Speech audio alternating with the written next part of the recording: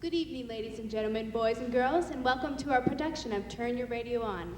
This is a nostalgic look at the radio during the 1930s and 1940s, using actual script from this era's program.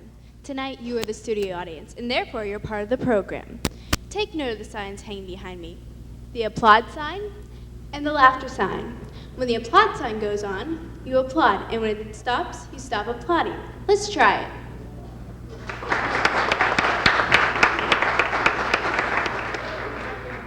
Great. Now let's try the same thing, but this time with the laughter sign.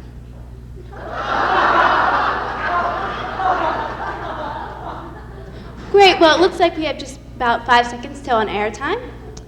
5, 4, 3, 2, 1.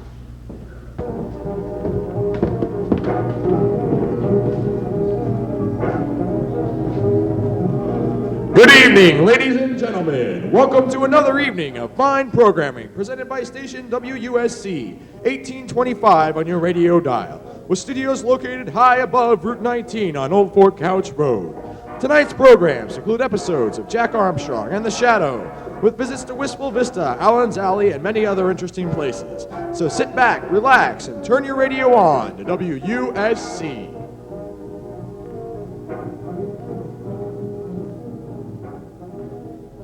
And now we go to the network studio in Chicago, Illinois for an exciting episode of Jack Armstrong, the All-American Boy.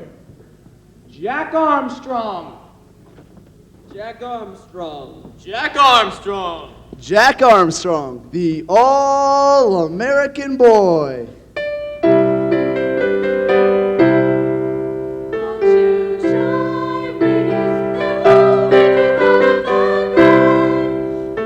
Wheaties Breakfast of Champions brings you the thrilling adventures of Jack Armstrong, the All-American Boy.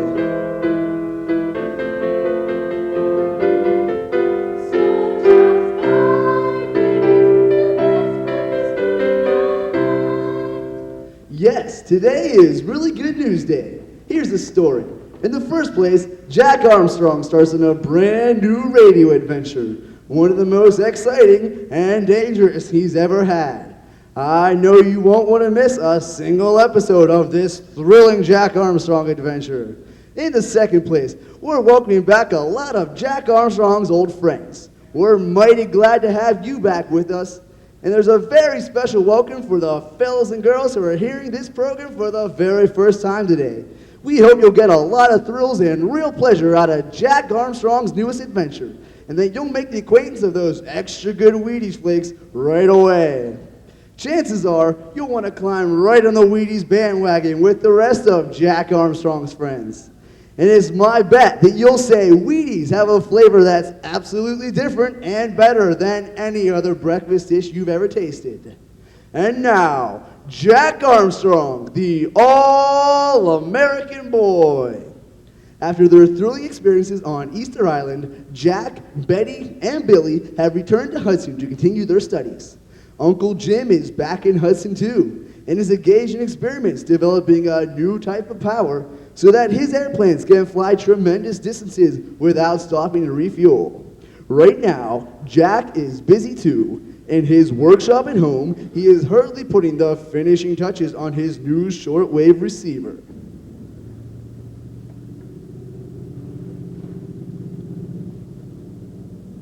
So, Billy and Betty are driving out alone to Uncle Jim's office at the airplane factory with an important-looking letter that they've just picked up at the post office. Listen. Say, Betty, this looks like an important letter for Uncle Jim. Sure hope it's at the airplane factory. Well, it ought to be important, Billy, with all those stamps on it. I'll say, it came all the way from the Philippines in a clipper ship.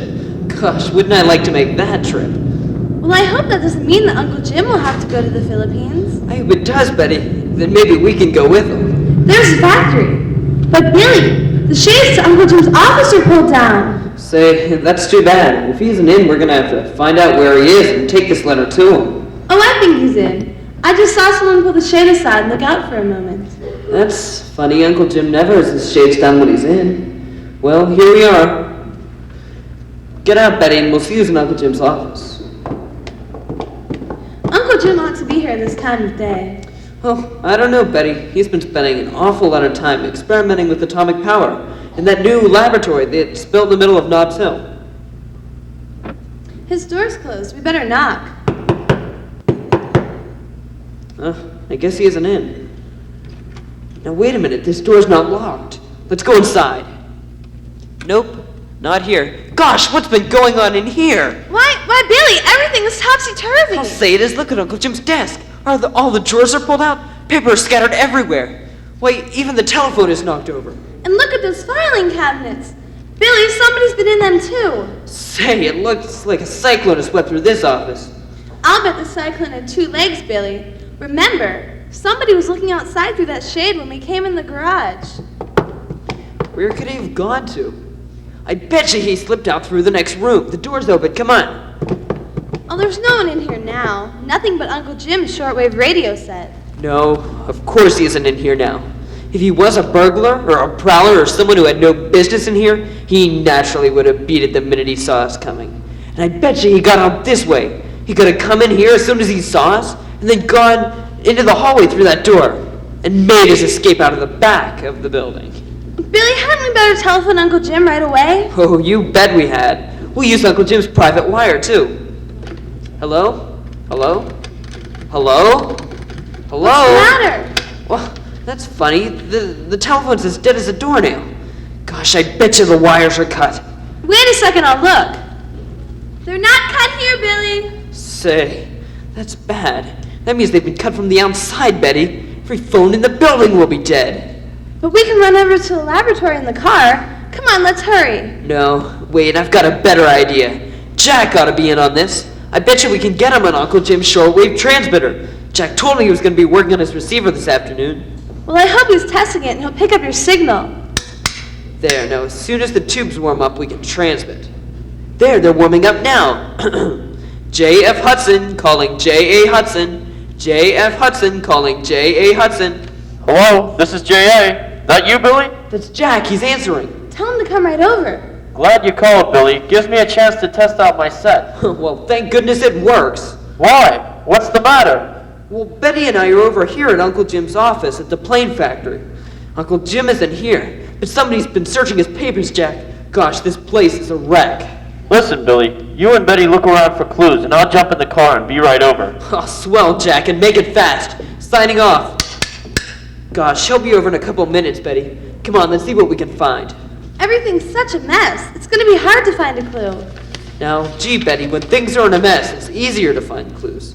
I'll examine the desk, and you look over there, all over the rest of the room. He didn't leave much, did he? I mean, much of anything that'd give him away. I can't find anything either. Well, maybe there's something by the window. Where he was looking through the shade. Billy! What's the matter? Find something? No, there's a man outside standing by a car, and he's looking at this window. Let me see. Move over a little, Betty. Say, he does look suspicious, doesn't he? I don't remember seeing him before, Betty. Gosh, that's a high-powered car he's got there, too. Billy, maybe he's the man who was in here. Let's go out and see who he is before he gets away. Oh, he jumped into his car. Billy, he's leaving. Can't we catch him in our car, Billy? Oh, not a chance, Betty. Gosh, my bus gets St. Vitus dance when it hits 40, but he's making 60 already. Oh, here comes Jack. My, he did hurry. Hey, Jack, did you just see the car that just went by you? You mean that low slung job that was doing 60? That's the one. We think he got away in it. Who? The man who was rifling Uncle Jim's office. Boy, I wish I'd known. I'd have forced him into the ditch. I can't catch him now. He's out of sight. He's been all through Uncle Jim's papers, Jack. Gosh, the office is turned upside down. Did you find any clues, Billy? Gosh, not a thing, Jack. Maybe there's some fingerprints around. We didn't really have time for... Well, fingerprints won't help much now. We can get them later anyhow. Where's Uncle Jim? He's not here, Jack. We think he's at the atomic laboratory in Nobbs Hill. And the telephone wires are cut here. They are? Gee, this looks serious. Oh, let's go over to the laboratory, Jack, and tell Uncle Jim.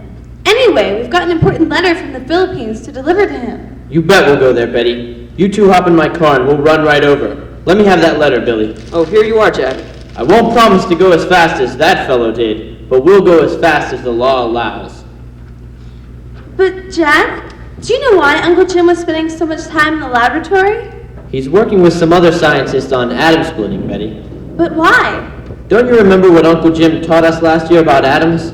They're the smallest possible particles of matter, and if you can split them, you release a tremendous amount of energy. That's right, Betty. And if Uncle Jim can find a way to use that energy, he can make engines 1,000 times more powerful than a gasoline engine. Oh, Billy, that sounds impossible. Well, it is impossible, so far.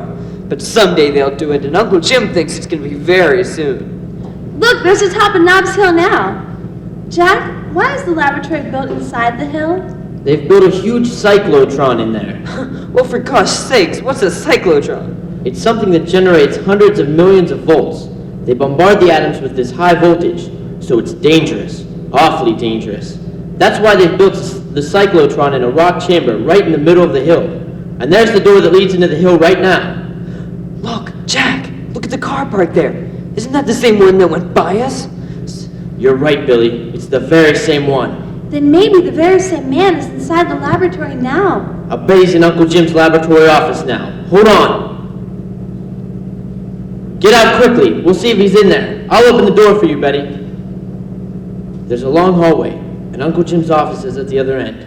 Come on, Billy. There's a light in his office, Jack. Uncle Jim must be there. Either Uncle Jim or that other chap. The door's closed. Somebody's in there. I can see a shadow through the glass. Jumpin' Jiminy Jack, that's not Uncle Jim in there. He's too thin. We'll soon find out. Look out, Billy. I'm going in. Say, who are you? And what are you doing in here? Who are you? By what right you come in here? By what right? Say, we've got a lot more right to come in here than you have. Jack, he is the same man that broke into Uncle Jim's office. He's done the same thing right here. Gone all through Uncle Jim's papers and everything. Watch him closely, Jack. He's about to do something. I'm watching, Betty. You! How about explaining just what you're doing in here, searching through those destined files? What I do here is my business. I go now. Stand aside. Oh, no you don't. Quick, Billy, close that door. Got it. You're not gonna leave here until we get Uncle Jim. He'll find out why you're ransacking his papers. Stand aside, I tell you. It will be the worst for you. I'm staying right here by this door, and you're not going out until we get Captain Fairfield. Betty, see if you can find Uncle Jim. Oh, look out, Jack! Get out of my way. Oh, no you're not. Take that! Oh boy, Jack. Will boy, you stand aside boy, now? you or gave it to him right in the chin. Smash this chair over your head. Look out, Jack! He's picking up a chair! Oh, watch out, Jack. He looks dangerous. He is dangerous, but he's not gonna get by us. Billy, when he swings at us, I'll duck and you go for his knees. But he may get you. No, I'll duck him. You give him the old tackle. Look out, he's coming. All right, you asked for it. Oh, I got him, Jack. Oh, hurry up, Betty. We've got him. I got him now. Well, hold on to him, Billy. I got him too. Hold his legs still. I've got his arms pinned. I'm trying to. Betty, lend a hand. Get that picture wire off the wall. Quick. I'll try gotta that. hold on, I'll stand Jack. on the Keep desk going. and try to reach Keep on it. holding him, Billy. I've got his shoulders down on the floor. I gotta hold on, Jack. He'll never break away from this hold. Hurry up and give me the wire from that picture. I've got it! All right, Betty, twist it Yeah, around Betty, his hold ankles. Twist it tight now. Okay, Jack, I Get him am. off. As tight as I can. Good. Climb on that desk and get the wire from that other picture. Oh, jeez. Okay. Oh, watch out, Jack. His arms are working loose. Oh, no, you don't. Careful, Jack. Grab his other arm, Billy. I'll sit on his head. Oh, I dropped the picture, but I've got the wire, Jack. Well, hurry up. We've got him for the moment. Here, wrap one end around his wrist working this loose. way. Okay. Here, Billy. Help me hold his arms again. All right, Jack. We've got him now. Tie it to the other wrist, Betty. That a girl. Wrap it around and around. Yep. There you are. Let's get off him, Billy. He's trussed up now. Oh, gosh, that was a tough one, Jack. Well, Mr. Whoever you are, now I guess you'll have to wait until Uncle Jim comes. Ah, this is an outrage. You will pay for this. Well, if this is an outrage, why don't you yell for help? We aren't keeping you from yelling. I tell you, you will pay for this. I shall not forget. Let's look at those knots, Billy. Good job, Betty. They ought to hold him. And now let's go find Uncle Jim and see what's going on here.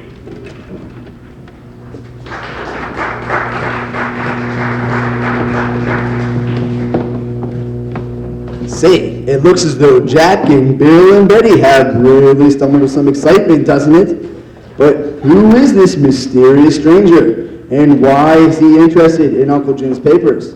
Has Uncle Jim some important secrets he's trying to guard? Listen in, all of you, at this same time tomorrow and see what happens inside Nobbs Hill with Jack Armstrong, the All-American Boy. Say, here's a riddle that's mighty easy to solve. How can you have a different breakfast every morning and yet have the same breakfast every morning? Well, the answer is easy as A, B, C. It's a breakfast of champions. Let's say you had a big bowl of Wheaties with milk and cream, along with a big glass of orange juice this morning. All right. Then tomorrow, you can have Wheaties with milk and bananas. Next day, you can top off your Wheaties with milk and sliced peaches, and so on. It's always a breakfast of champions no matter what Wheaties and fruit combination you pick. And say, take it from me, variety like that helps make breakfast a real high spot in your day.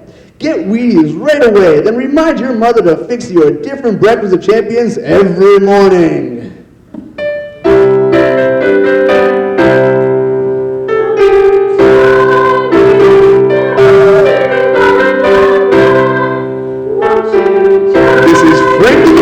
Saying goodbye until tomorrow for General Mills, makers of Wheaties, breakfast of champions, who have just presented another episode of Jack Armstrong, the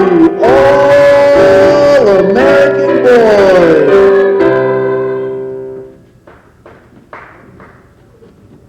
Wasn't that exciting, folks? Be sure to tune in tomorrow night for another episode of Jack Armstrong. And now, let's listen to this.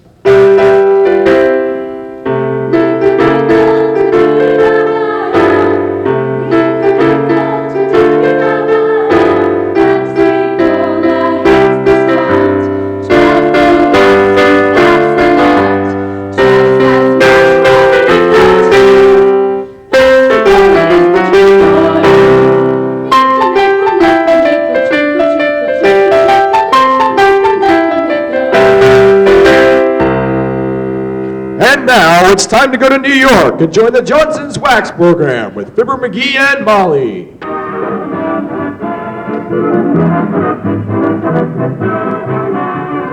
The makers of Johnson's Wax and Johnson's Self-Polishing Glow Coat presents Fibber McGee and Molly with Bill Thompson, Gail Gordon, Bia Benaderin, and me, Harlow Wilcox. The script is by Don Quinn and Phil Leslie. Songs by Abby Armstrong and Miss Bonnie Baker.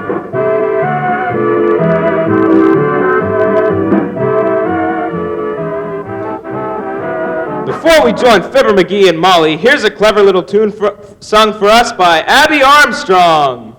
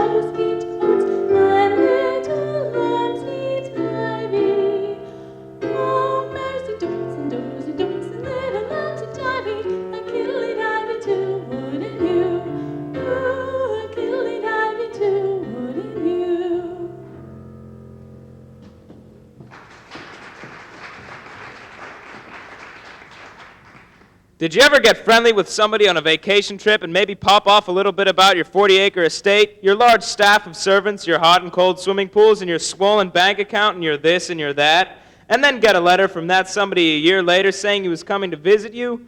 Well, that's the problem Mr. McGee is taking up with his wife right now as we join Fibber McGee and Molly.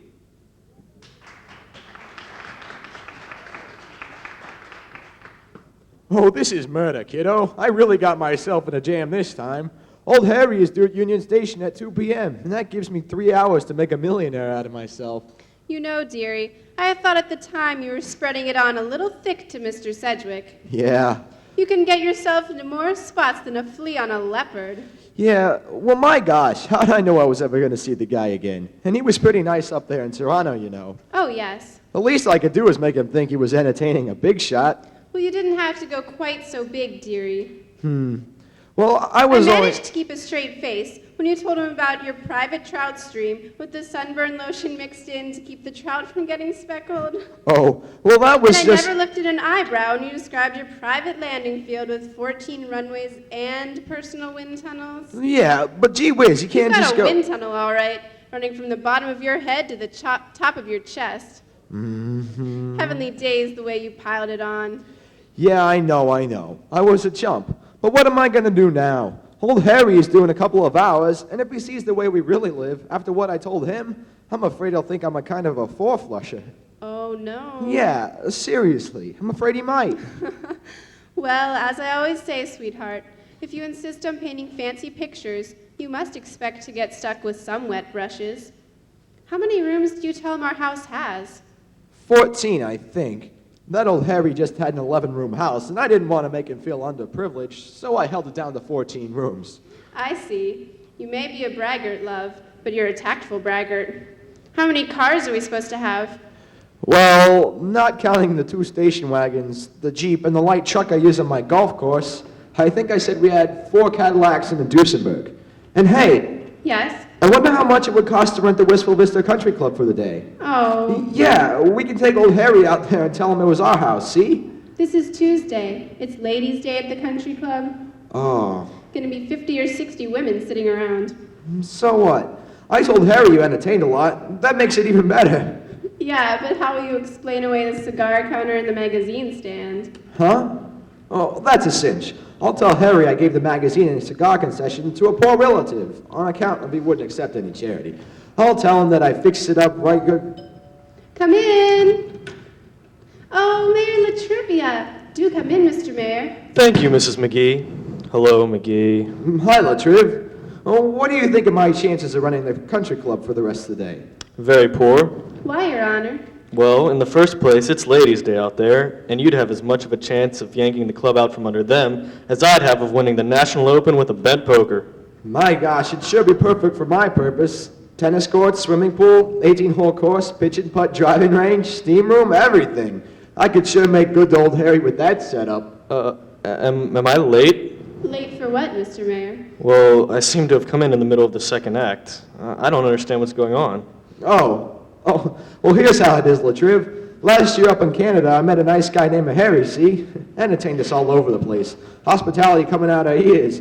He rolled out so many red carpets for us, I still got pink lint in my cuffs. So, To reciprocate in his own odd way, McGee told him about the McGee estate in Wistful Vista. All about our townhouse, country estate, private yacht, and a midget butler for guests who wanted a short beer before breakfast. My gosh, I had to be polite, didn't I? Didn't want Harry to think he was entertaining a couple of peasants, did I? Well, anyway, Your Honor, this man is due to drop in for a visit with us in the next couple of hours. Yeah. And here we are in our little 6-room mansion with a sweeping 72-inch driveway. And if he doesn't care for hot buttered root beer, he'll have a very dry visit. McGee, has Dr. Gamble ever checked you for hoof and mouth disease? Hoofing, huh? Every time you open your mouth, you seem to put your hoof in it. Look, I have a good idea. Wait till I move the furniture back. A good idea in this house is going to crowd us a little. What is it, Your Honor? Yeah, if you can get me off this spot, kid, you're my friend for life. Oh, threats will get you nowhere, McGee. Now listen, I have only 1 Cadillac and no golf course, and no swimming pool. But I have a 10-room house, a cook, and my maid Frida is quite satisfactory. Now why don't you take over my establishment for the day to entertain your friends? Oh, McGee, this looks like the answer. Latrivia, you're a man's man. Yeah. And I'm the man. Thanks, old man, you saved my bacon. Canadian bacon, that is. Well, if you're going to go the whole hog, you'll need it. I'll tell Grimes the cook and Frida my maid that you are master of the house, and to treat you accordingly. You can trust Frida not to let the cat out of the bag. Why not? I think it's more realistic if there are a few pets around. Besides, we like cats. I had one once I just loved. A brown cat with a very short tail. A chocolate Maltese. I think Just it was. wait a minute. When I said Frida wouldn't let the cat out of the bag, I was only saying that There's no way to keep a cat anyway, Mr. Mayor. My goodness, the poor little thing will get claustrophobia. Don't let the Humane Society hear about you keeping your Siamese in a sack, Latriv. Keeping a puss in a poke is liable to get you a poke in the puss. I'll tell you, Frida Frida was the, she Huh? did, I was merely saying that letting the bat out of the rag out of the crap, I I don't even own a cat! Oh, you mean it's just a little kitten? Well, that's worse. That ain't good cat psychology, Latriv. Keep it in the bag like that. Make friends with it. Get him to love you. Then he'll stick by you through thick and thin. As long as the milk holds out. When I had... Oh, this is all a lot of... when I said the rat, the crag, and it all started when I said Frida wouldn't let the bag out of the rat. I never did bring it up. It was you. You were the... Wave to the mayor, Mr. McGee. He's calling to you. You who, Your Honor? You who? We were... McGee, Yes? I believe you wanted to borrow my home for the day. Oh, no, Mr. Mayor. After all, you're not going to renege just because... Gee, we were just kidding, Latriv. My gosh, after all you've Oh, be done- quiet. Here are my keys. Oh. I'll let Frida know you're coming. Oh, boy. Thanks, Kate. Well, I'd like to tell you one thing about the house. Yes, Mr. Mayor? What is it, old boy? The back stairs. Yeah? Well, they're very steep and quite dark. Yeah? If you use them, McGee, I suggest you take a fast run at them with your eyes shut. Good day.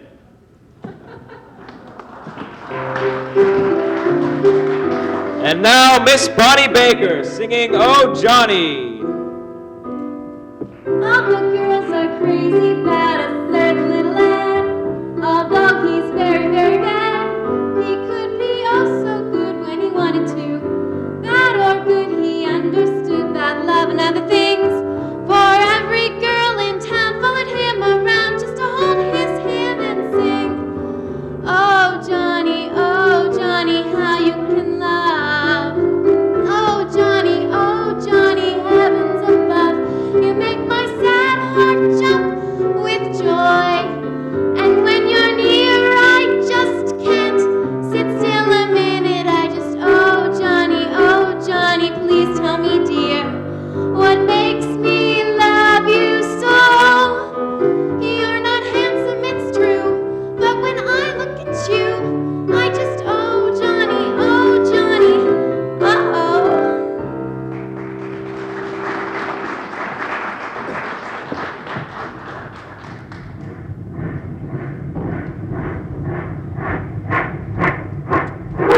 Oh, isn't it exciting, McGee? I just love railroad stations. Yeah. The hustle and the bustle, and the people coming and going.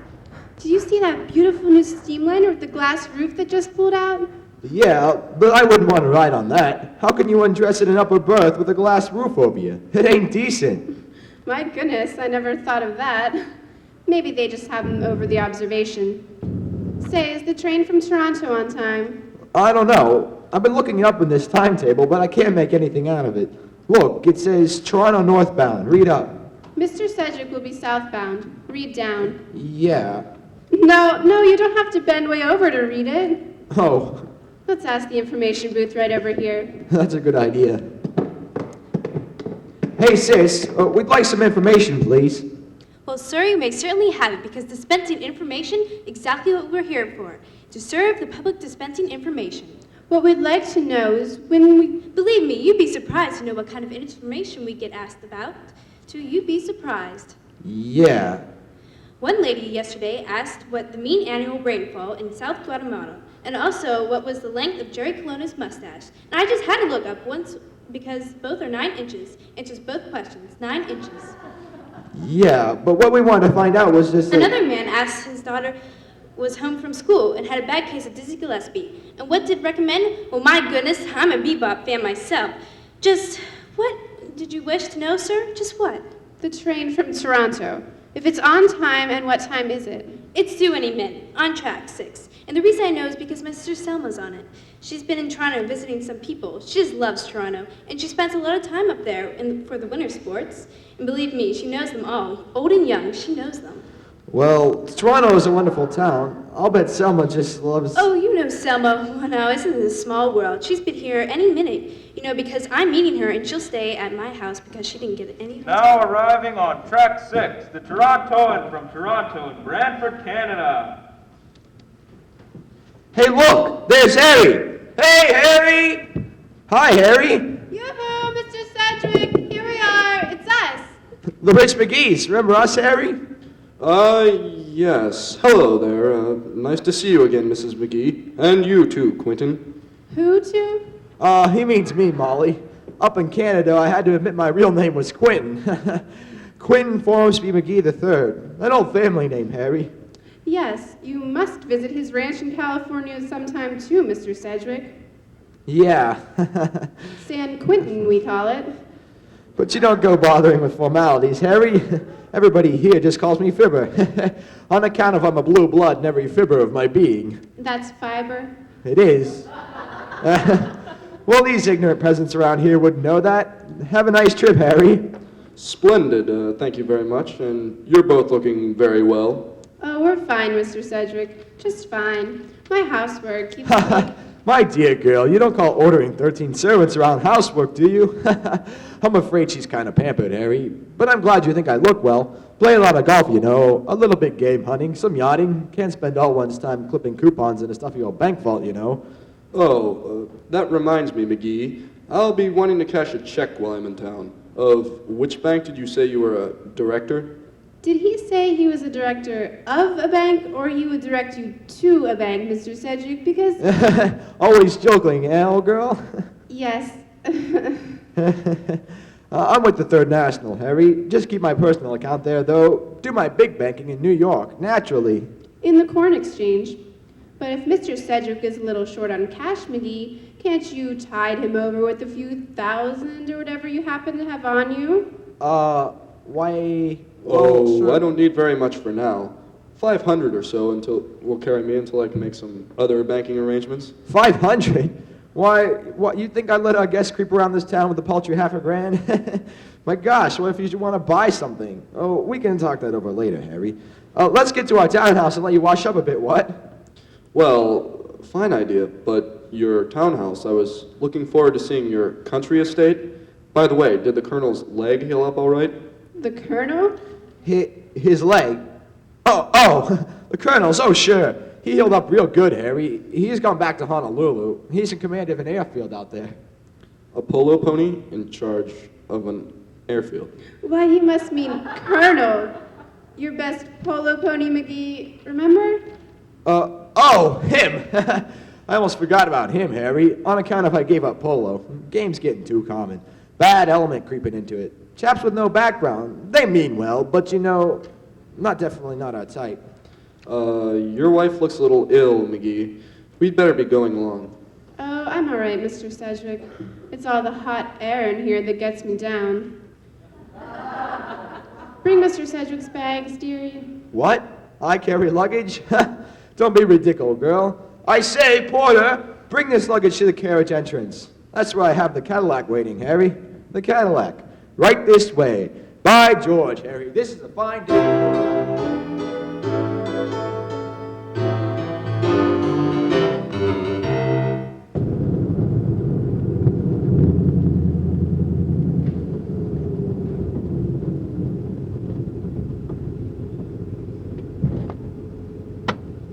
Well, here we are, Harry.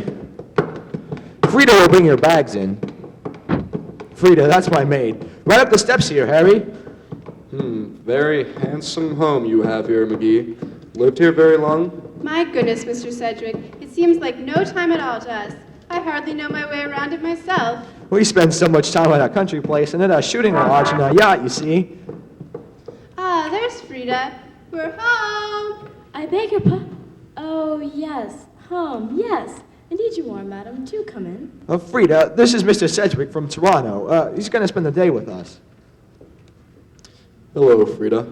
Ah, Mr. Sedgwick. A pleasure, sir. Your hat, sir. Certainly it's his hat. Think he goes around stealing hats? Now, please, McGee. Frida, will you get Mr. Sedgwick's bags and put the car in the garage? Immediately, madam. What room will Mr. Sedgwick occupy, madam? Oh, throw his stuff in the first door you come to upstairs, Frida. My, I think Frida is a wonderful name for a maid. Oh, thank you, madam. However, that is not my real name. My real name is Maid. But how can you call a maid maid? Sounds silly. Thank you, madam. Isn't it nice to be home again? Do come into the drawing room, Mr. Sedgwick. Right in here, I think. No, it's in here. My goodness, this house is so big I still get lost in it. A lovely home, Mrs. McGee, and very handsomely furnished. Well, what's the use of having dough, Harry, if you don't fling it around a little? Easy come, easy go, you know. We're sort of roughing it here, Mr. Sedgwick. Camping out, you might say.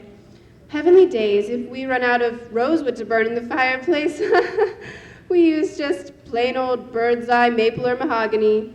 Solid, of course. No veneer. Well, this is a very handsome room. Isn't that a Picasso above the fireplace? Huh? Oh, no, that's just an oil painting, Harry. Well, we've got lots of them. I've been trying to get Da Vinci to paint my wife's portrait, but you know how these artists are. Money means nothing to them. I'm sure it means nothing to Da Vinci. Nah, he's as independent as a hog on ice.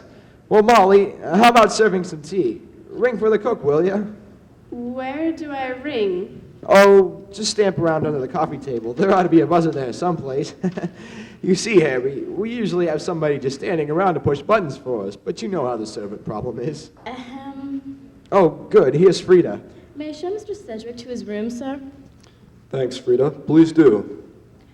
Yes, Frida. And please tell the cook, what's her name? His name is Grimes, madam.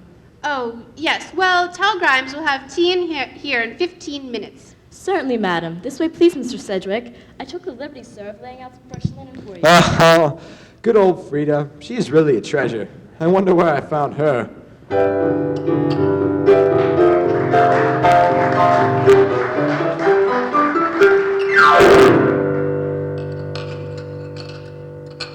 Have another cookie, Mr. Sedgwick? And some more sandwiches? How about some more tea?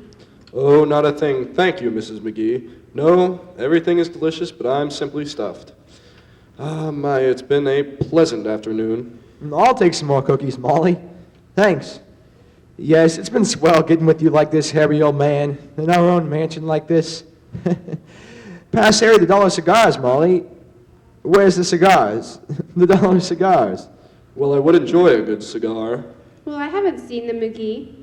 Although we spend so little time here, I don't know where anything is. I don't even know where I am. Where's the dollar cigars? You know how servants are, Harry. Frida keeps putting the dollar cigars in different places like this all the time. Maybe they're in the humidor here, McGee? Yes. Yes, here they are. That's just like Frida, putting them in a humidor. Help yourself, Harry. Take a handful. They're only $1 apiece. I'll stuff a few in my pocket, too, for after a while. Well, they look very good. Well, I just hate to think of leaving, McGee, but it's getting close to 5 o'clock, and I'd better be getting ready to rush off. Well, I wish you could stay, boy, but if you have to, you have to. Yes, I'd better be getting along. I certainly want to thank you for the lovely afternoon. It was grand. Well, we've enjoyed it too, Mr. Sedgwick. We do so little entertaining in this home. You said it. Well, I wish you could spend the night with us, but as long as you can't, hey, where can I drive you? Well, I promised my wife I'd look up her cousin, McGee, and I suppose I'll have to spend the night at his house, wherever that is. Your wife's cousin lives in Wistful Vista? Do you have his address, Mr. Sedgwick? No, I'll get him at his office, though. He works at your city hall, some sort of official, I believe. The city hall? Say, we know a lot of people in the city. What's his name, Mr. Sedgwick? Latrivia. Oh, well, it's a small world, isn't it? And I feel just small enough to be comfortable. Oh, Frida, the car, please. The Cadillac.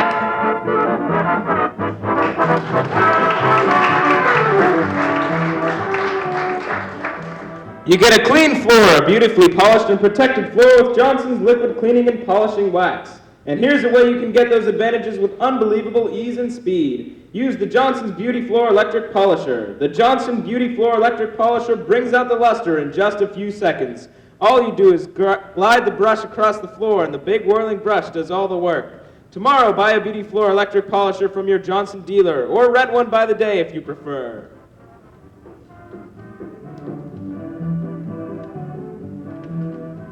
Well, I'm glad that's over with, McGee. Where's the hatchet? The hatchet? Well, out in the garage.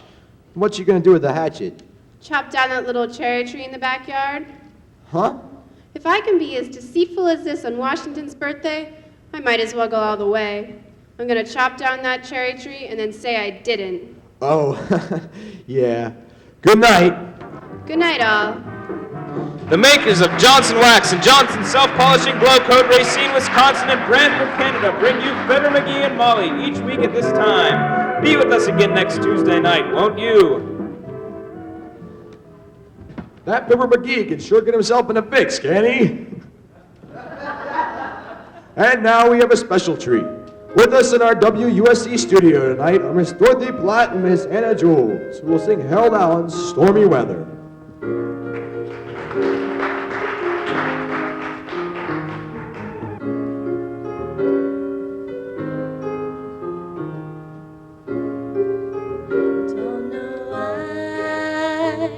There's no sun up in the sky, stormy weather.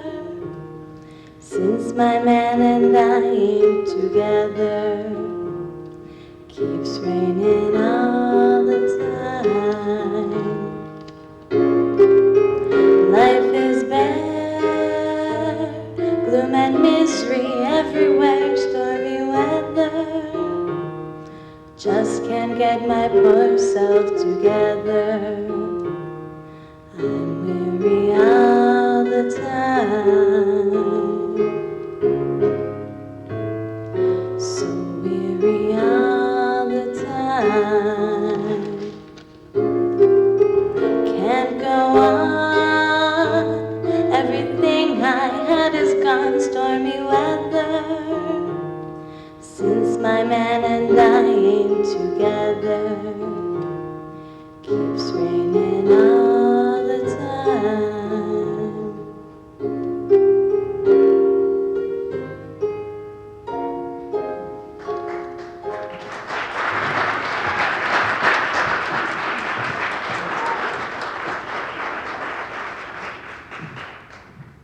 Thank you, Anna. And now, as a contrast to the escapades of Fibber McGee and Molly, we go back to the New York studios and listen in as The Shadow solves another mystery. Who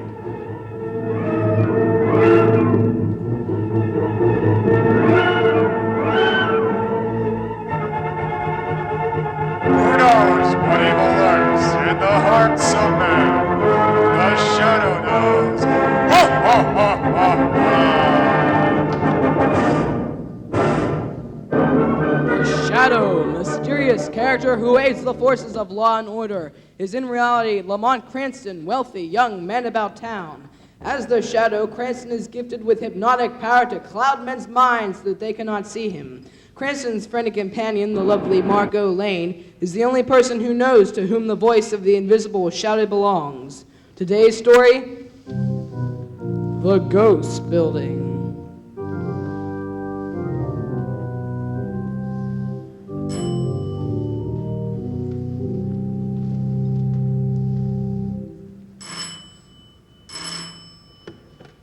Jerome Need speaking. Yes. Yes, we just completed purchase of the ground this morning. That's right. And in your story, you can say that the building we intend to erect will be the largest and finest in the world. We're calling it the Coast Building. That's right. Not at all. Goodbye. Oh, Miss Carlson, why, who are you? What are you doing in here? Now, Mr. Need, don't get excited. Who are you? You are the head of the construction company of this proposed new coast building. Are you not? That's right. Now look, if you're a reporter, I've already given the story. I'm not a reporter. I've come here to warn you not to try to erect the coast building. Now listen, if this is a prank, it's in pretty poor taste. This is not a prank. It is simply a forecast of death and torture if the present plans go through. I don't know who you are, nor do I take any stock in your forecast. I'm sorry, but you're wrong on both counts. My forecast must come true. And you do know me.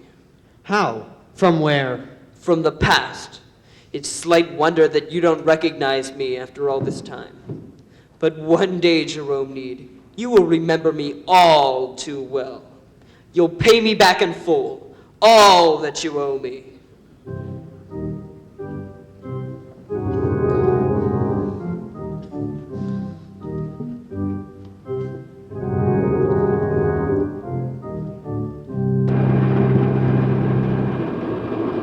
Hey, watch yourself. You almost missed that rivet. All right, I was just thinking. You ain't supposed to think. You're supposed to catch rivets. That's what I was thinking. Years from now, when my kid says to me, Pop, what'd you have to do with putting up the largest building in the world? You'll say what? I'll say, guy threw a rivet, and I caught the rivet. Then a guy threw a rivet, and I caught the rivet. Then a guy threw a rivet. Doesn't want us coming out. Oh, I thought don't we know like that? Michael, go! Watch out above, we're swinging in the girder. Hey, boss, look at that lad up there. His back's turned and he don't see the girder. Holy stop that crane, quick! Oh, look out up there! Watch it, boy! Look out! It hit him! It hit him, boss! He's falling! Too many dying, that's what. Too many die on this job. Hey, you gotta take chances in this business, Joe. Not me, I don't. Too many dead men in the foundation of this building now. I got Ann and the kids to think about. Ah, you're talking screwy. We're safer up here than them guys on the street. Besides, Ann and them kids gotta eat, don't they? Sure, don't worry, I'll feed them. But not from this job. I'm going down below and quitting now. This coast building is jinxed. Okay, good luck, Joe. Yeah, so long, kid. So long, Joe. Hey, watch your step. Joe, hold on!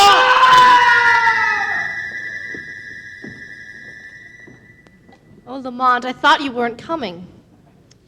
I'm sorry I'm late, Margot. Well, you know there's nothing duller than a dedication ceremony, and I was beginning to think I'd have to sit through it all alone. Why, that's a fine thing to say, Margot, when I'm about to introduce you to Robert Lewis, the architect who designed this coast building. Oh, dear. Well, do you think you'd like to meet Miss Lane after that remark, Bob? Of course I would. I even agree with her statement. How do you do, Miss Lane? Hello, Mr. Lewis. Say, this is a distinguished gathering. Look who's among those present, our good police commissioner. Hello there, Weston. Hello, Lamont. Margot? Hello, Commissioner. Do you know Bob Lewis? Sure, yes. Glad to see you, Mr. Lewis. Thank you, Commissioner. Well, what brings you here, Commissioner? Duty. Just duty. These things bore me stiff. You waste half a day listening to an old stuffed shirt like Jerome Need, take a lot of bows, and lay a cornerstone. Why, Commissioner? Is that a nice way to talk about one of our leading citizens? Leading citizen, my eye. Need is as crooked as a corkscrew. Why, if he didn't hold such a high political office, the judge would have thrown him out years ago. Furthermore, Ladies and gentlemen. Shh. Here's your friend, Mr. Need now. Ladies and gentlemen, it gives me great pleasure to dedicate this glorious edifice. Although there were several unavoidable delays in the building's construction, we've still finished on schedule. And today, I'm justly proud to present to our fair city the world's largest and most modern structure. I would like, at this time... Enough! Enough of your lies, Mr. Need. What was that? Someone's cut in on the public address system. But there's nobody standing beside him. I shall continue your speech for you, Mr. Need. Where I is- shall continue and tell the truth Where's- about this great building of yours. Where is it coming from? It is useless to attempt to find me, so you'll just have to listen. Let's hear what he has to say, Margot. That's better. Many months ago, I warned Jerome Need not to try to erect the coast building. These warnings were not heeded. Reciting the glories of this building, Mr. Need did not mention one very important thing that went into its construction. Human life. Human life? Yes. The foundation of this building is not all steel, brick, and concrete. There is also blood. Blood of the men who died during its construction. That's a lie! That's a lie! Be quiet.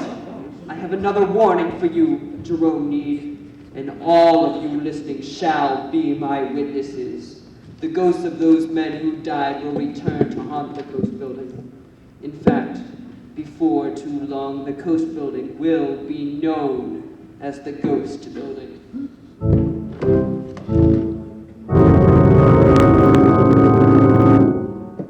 Good afternoon. Hello, I'm Mr. Cranston. Is Mr. Lewis in? Yes, come right in. He's expecting you. Oh, Bob, Mr. Cranston is here. All right. I'm Bob's Uncle John. How do you do, sir? This is Miss Lane. Hello, Lamont. Miss Lane, won't you come into the study? Thank you. I'll get some tea ready, Bob. Okay, thank you, Uncle John. Right in here, Lamont. Miss Lane? Has anyone learned how that voice cut in on Mr. Need's speech yesterday? Yes, another mic was hooked up. It came from inside the building. But you haven't learned who it was. No, frankly, I'm worried. The Coast Building meant everything to me. I don't know if I've ever told you my childhood, Lamont. I was brought up in an orphanage. And ever since I left it, I've had one aim in life, to become a successful architect. And you certainly are. Well, I thought so, until yesterday. This Coast Building is really haunted. I'm ruined. But surely that voice was just making an empty threat. I don't think it was an empty threat. See this today's paper? It's in the classified section. Single white female, mid-20s, searches for tall, dark crime fighter who has amazing mental abilities. Oh, my mistake. To Henry Johnson, president of the Johnson Corporation. This is not a warning. It is a forecast. The ghosts of those who died in the Coast Building return today to claim their own. Johnson has offices in the Coast Building. But a public threat like this wouldn't be carried out. I tried to call Johnson, but he was busy. I left word for him to call me back. Maybe we should go over there and see if he's okay. Hello? Yes, Mr. Need. What? When? I see. I'll be right over. What's the trouble, Bob? Henry Johnson was just found in his office in the Coast Building, stabbed to death.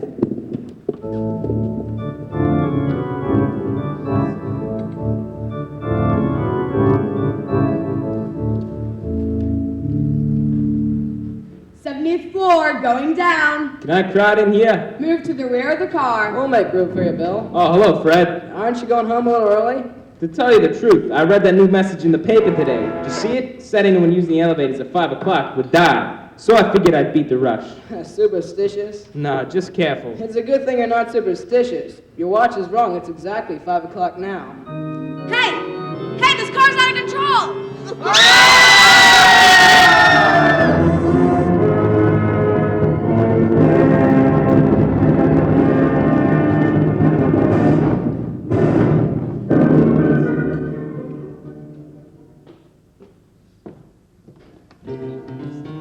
Get wild, Rue Creamer, Charlie. It keeps your hair in trim. You see, it's non-alcoholic, Charlie. It's made with soothing lanolin. You better get wild, Rue Creamer, Charlie. Start using it today. You'll find that you will have a tough time, Charlie. Keeping all those gals away. Hiya, handsome. Get a bottle right away. Your druggist has it. Keeps you looking neat all day. Your cigarette barber keeps you looking neat all day. And once again, we return to the Ghost Building. This is the last one I'm gonna wash. Stop grumbling. Did you see the paper this morning? There's an ad in it, see? The ad says a window cleaner is gonna fall sometime today. And brother, I'm not gonna be that guy. No, sir. My safety belt's breaking. Quick, give me your hand. I can't!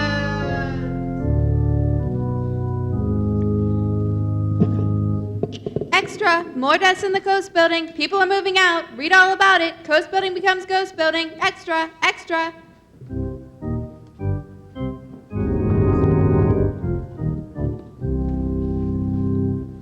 Look, Mr. Need, I didn't ask you here to get your opinion about laws.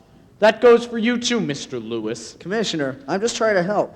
As Miss Lane and Mr. Cranston know, I want to solve this mystery too. That's true, Commissioner. Well, let me handle it. What have you done so far? Right now, I'm arresting you on suspicion of murder. Why, of all the... What are your reasons, Commissioner? I've been checking those classified ads in the newspapers. They have all been sent in from different postal zones, and they were paid for by different names. How could I be suspect? In the first place, I've known for years that you are a crook. Why, you... I told the newspapers not to print the last warning they got. They gave it to me. It was addressed to a Jules Seaborn. He's one of the few people still left in the Coast Building.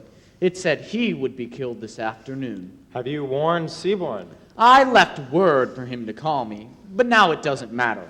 The would-be murderer is right here. Weston, I demand to know why you say that. You were too sure of yourself this time. This last message to the papers was paid for by someone who signed D-E-N. Den? D-E-E-N. Oh, Dean. Dean is need spelled backwards. Oh, I'm beginning to understand. Weston, was there a first initial? As if you didn't know. The first initial was J, for Jerome. I thought so. John Dean. He was the one who warned me not to put up the Coast building. Who are you talking about? I can't say just yet. Can't say. Look, I don't even know what's going on here. Hello, Commissioner Weston speaking. This is Jules Seaborn. I'm glad you've called. A newspaper ad says you will be the next victim in the Coast building, and I wanted to... I see. Well, I wouldn't worry about that. Who's going to kill me at noon in the world's largest building? My intern's right outside the door, and... Who's that? What do you want here? Put down that gun. I said put Seaborn! Who's your murderer now?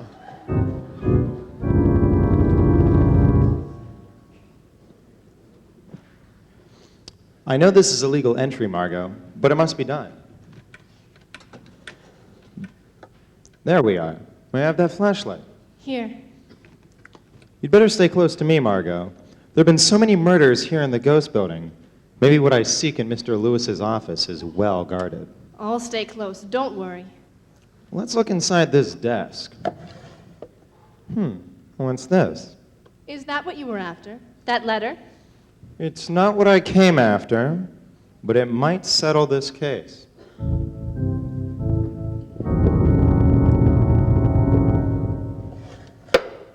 I'll show you what. What are you doing here? Steady, Margot. Answer me. Why are you here? You'll answer me now or I'll shoot. Now look. We haven't any. Put out that flashlight, Margot, quickly. Why you? No, it's no use, Margot. He's gotten away, and we can't break through this paneling. Oh, Lamont, where could he have gone? Hey, do you see that trail of blood leading across the floor? I must have wounded him. Oh, Lamont, what can we do? I'm going to pay a call on Robert Lewis's home as the Shadow.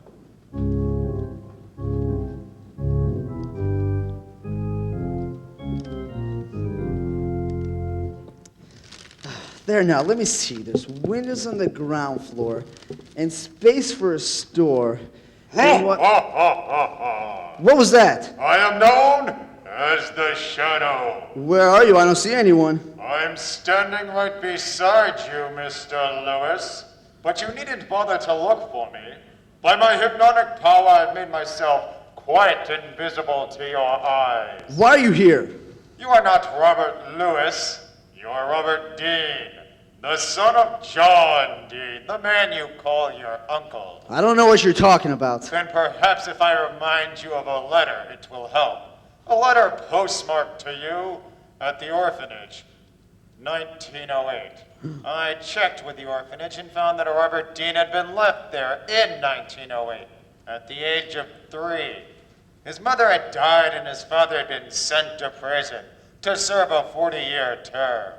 He was sentenced for the attempted murder on the person of Jerome Need, his business associate. Your father was released in the October of 1940 for good behavior, nevertheless, and he has since made good his revenge on Jerome Need. You can't prove that. Oh, but I can, by the money order which he signed with the name J.D. Why are you doing this to me? Because you share your father's guilt. No. You built those secret passageways in the building, and I have an idea that you even have blueprints, secret blueprints of your work.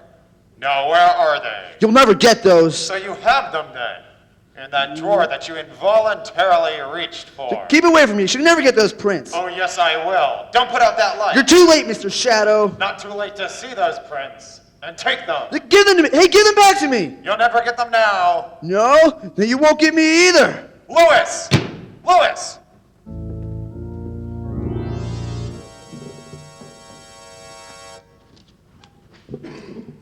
At least I have the blueprints, Margot.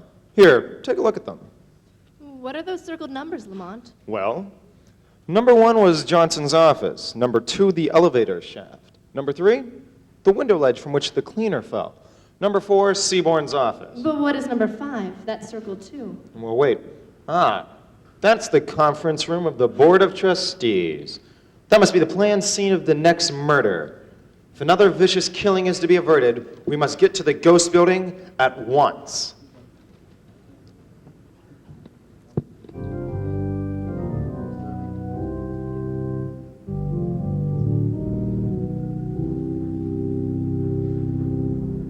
Come along, Margot. Weston's right down here. All right. I hope we're not too late. Oh, there's Weston. Commissioner. Shh! Wait a minute. Not so loud, Cranston. There's a meeting going on in there. I know. That's why I'm here. You've got to stop that meeting at once. Oh, is that so? Now look, Weston. I happen to know that the next murder or murders in this building will take place in that room. Oh, you mean that 10 board members all together, somebody's going to sneak in there and stab them all?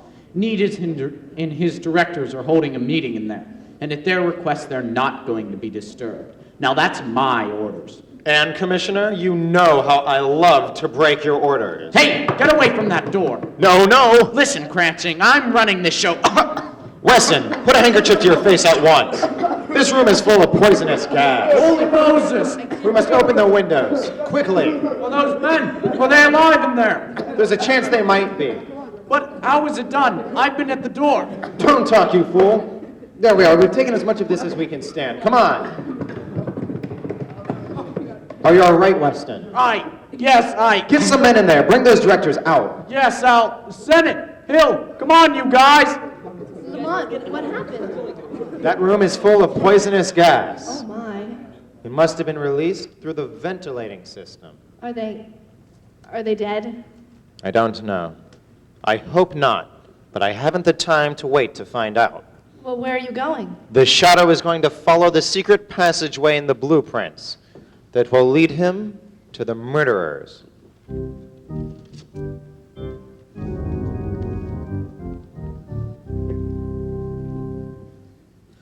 Dad, why don't you let me get you to a doctor? No, son, it wouldn't be safe for you. Besides, I'm afraid it's too late. This wound is bleeding so much. Oh, gee whiz, Dad, isn't there anything I can do? Yes, Robert, there is. My plan of vengeance. You must carry it through. Knowing that, I can die happy. What was that? The shadow! I see you remember me, Mr. Lewis. Hey, how did you get here? Your blueprints were a great help. Who is that man? I can't see him. I am invisible to your eyes, Mr. John Dean, but I am familiar with all you have done. He knows everything? Yes, Dad. Everything. Then he must know why I killed. And he'd sent me to prison. I was an innocent man. My wife died of a broken heart when they took me away. That is why I swore vengeance against Mr. Need. Your reason for the crime is immaterial. You and your son must both pay for your crime. No, not Robert. He mustn't suffer too. He was your accomplice. I see, Mr. Shadow. Then you forced me to change my plans. I have a charge of dynamite planted down here for just such an emergency as this. I'm about to die anyway. And if my son is to face the electric chair, I'd rather he went out with me, taking all others with us. That would be incredibly foolish, Mr. Dean. You're too late, Mr. Shadow. My son has slipped over to the plunger that will set off the charge.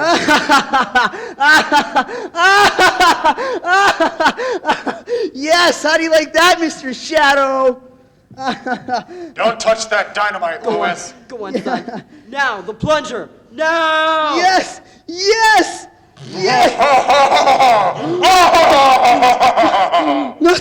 Nothing's happening.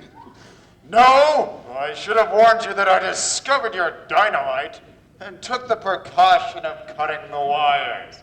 I guess there's nothing left to do now, gentlemen, except to wait for the arrival of the police. That certainly was an exciting story. The Shadow is brought to you by the Colgate-Palmolive Peet Company, makers of Halo Shampoo.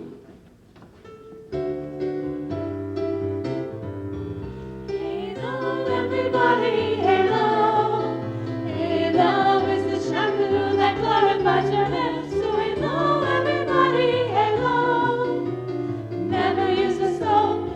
drink does your head. It all brings out the beauty. The first time that you use it, you need no lemon rinsing. After you use it, so hello everybody, hello. Hello shampoo, hello. And now, a final word from The Shadow. The weed of crime bears bitter fruit. Crime does not pay. The shadow knows. Ha ha ha ha ha ha ha!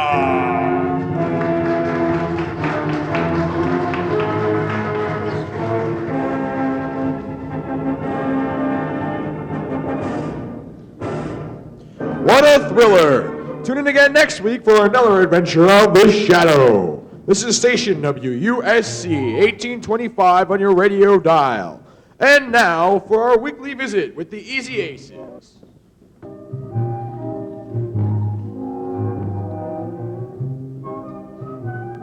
Ladies and gentlemen, Easy Aces.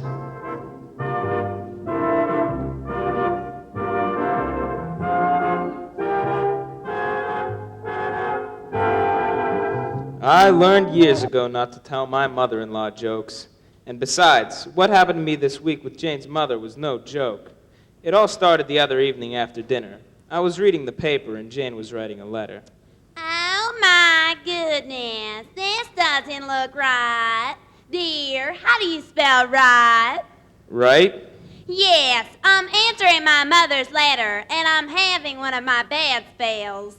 Yes. Which right do you mean? There's R-I-G-H-T and W-R-I-T-E. How are you using it? What's the word ahead of it? Oh, the word ahead of it is last. Oh, last right. That's R-I-T-E. What happened? Why? Who was it? How old was he? No, dear. All I'm saying is, dear mother, I'm glad I found time to at last write you. Oh, last right. Yes. I'm answering this letter she sent me. Would you like to hear it? What's the other choice? Okay, I will. I'll get all the pages in order. 10, 11, 12. Here we are. 12 pages. They wrote the Declaration of Independence on one page. Well, they had those quill pens then. Look, John Hancock. Why don't you just condense what she says? And how's your mother? Oh, fair to meddling. She says, dear, she writes so badly. Yes, dear Jane, how are you? How is your husband? I hope you are both well and happy. I'm as happy as can be expected since I've been living with your sister and her husband. Of course, I need a new upper plate, and I need a pair of new arch supports, and I could use a new hearing aid. The only thing I don't need is a pair of new glasses, and your sister has to be married to an optician. But you know me, I never complain. Even when your sister's husband opened the kitchen door in my face, I kept a stamp up her lamp. Your loving mother, Mother. That's 12 pages? P.S. Oh, of course. P.S.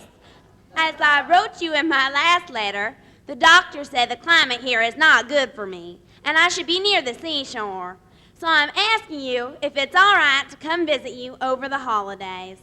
Wait a minute. She lives in California. Why does she have to come to New York for the shore? Dear, California's 3,000 miles from the ocean. Oh, yeah. I never thought of that. When was I? Oh, yes. If it isn't all right for me to come, I'll know it's not your fault, and you can tell him for me. Oh, I'll skip this part. No. I want to hear that. And you can tell him for me what? You can tell him for me that I wouldn't ask to come if you hadn't written me that he said he needed me. When did I say that? Last month. Don't you remember when I said, New York is so nice this time of year, I wish my mother was here. And you said, that's all I need is your mother. Look, Jane. Here's what I want you to write her. Tell her that she could stay in California, and Oh, wait a minute. I haven't finished reading the letter.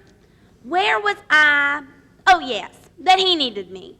I wish you would let me know right away if I can come, because I am desperate to get away from here. Because this is a matter of life and I can't read this last word. Oh, she says in the next sentence, please excuse the shanky handwriting, because we have just left Kansas City and the train is going real fast. Oh, no. Isn't that awful?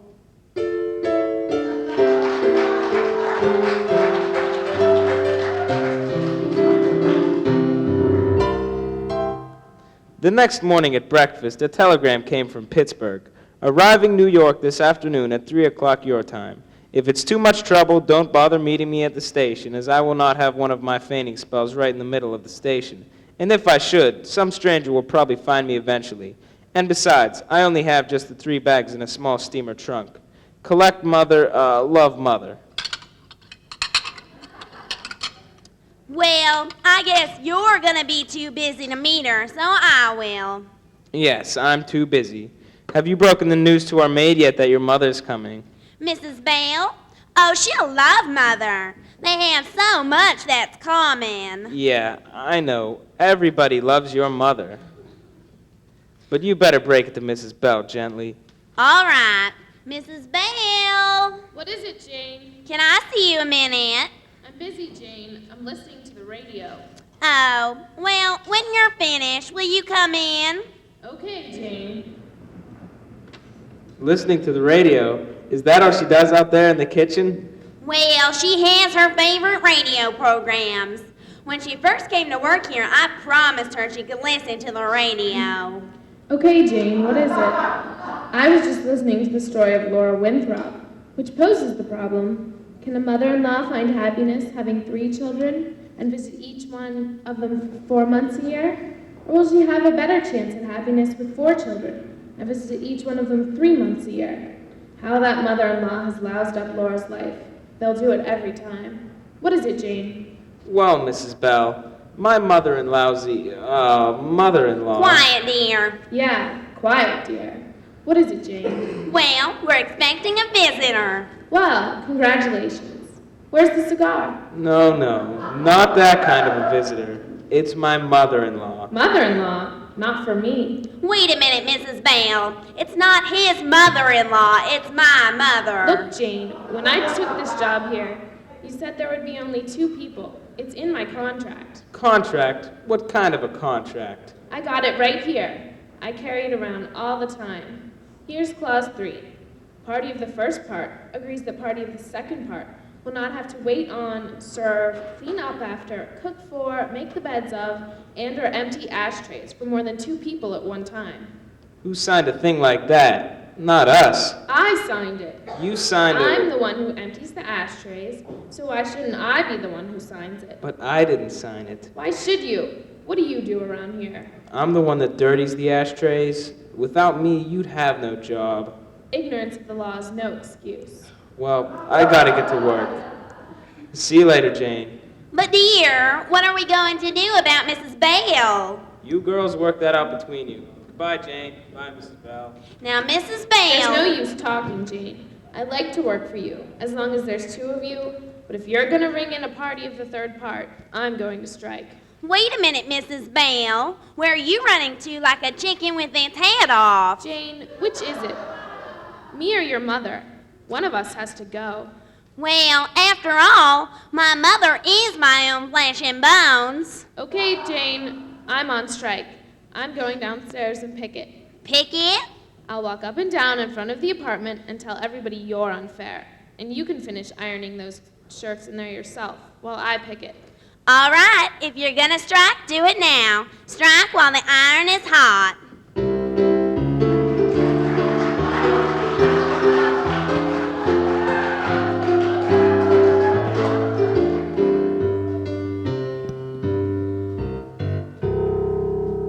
Jane was having a problem at home with her maid, and I was having a problem with my secretary at the office, Miss Anderson. She's Jane's cousin, and I'm stuck with her.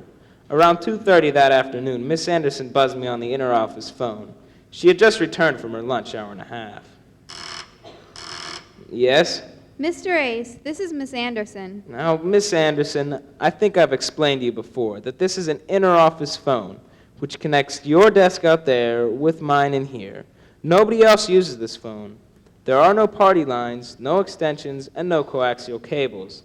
I know it's you, and if I answer, you know it's me. You don't have to say, Mr. Ace, this is Miss Anderson speaking. Just say what you gotta say and hang up quickly. Are you quite finished? What do you want?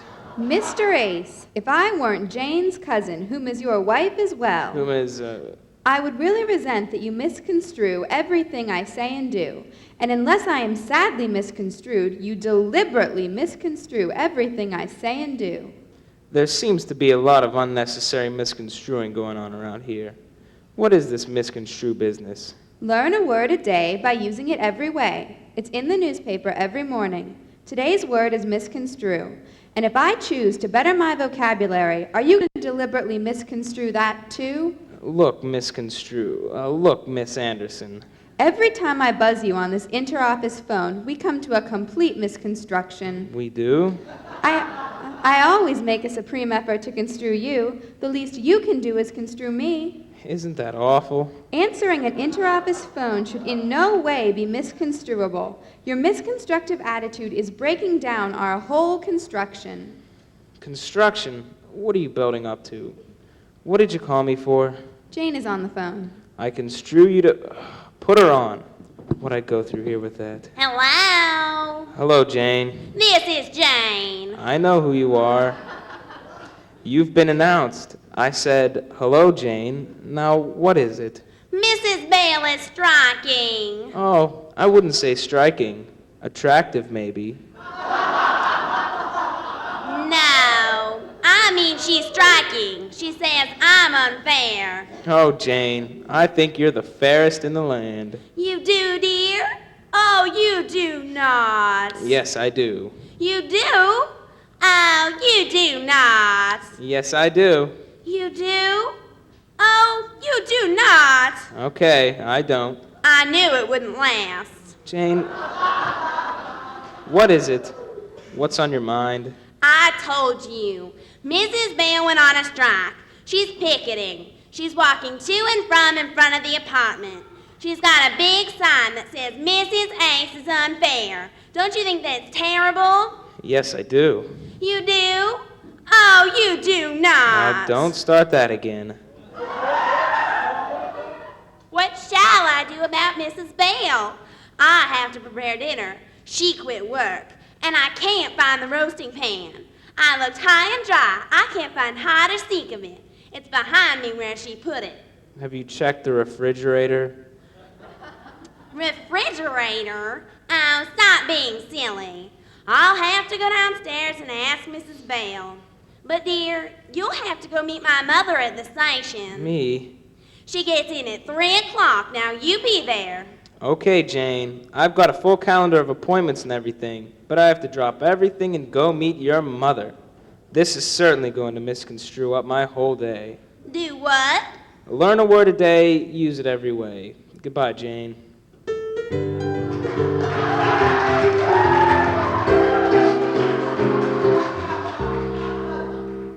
When I got to the station, I found the train would be 2 hours late.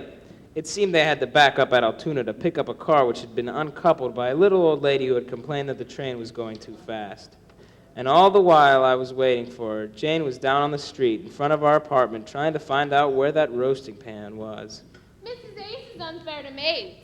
Mrs. Ace is unfair to me. Mrs. Bell, for the last time, will you tell me where the roasting pan is? In the refrigerator. Mrs. Ace is unfair to me. Please, Mrs. Bell. People will hear you. I want them to hear me. Mrs. Ace is unfair to me. Do you have to holler it like that? That sign you're carrying says the same thing. I have to holler it for the people who can't read. Mrs. Ace is unfair to me. Well, you're unfair to me. You hid that roasting pan, and the least you can do is go in and find it so I can get dinner. I can't go in now, Jane. I'm busy picketing. I gotta carry the sign. Oh, all right. Give me the sign. I'll carry it. Well, okay, Jane, but hold it up high. Like this. That's it, Jane. Way up high so everybody can see it. And you've got to talk it up. What? Keep saying, Mrs. Ace is unfair to maids. Oh, all right. Mrs. Ace is unfair to maids. Mrs. Ace is unfair to maids. Louder. Want me to strain my yokel cords? Mrs. Ace is unfair to maids.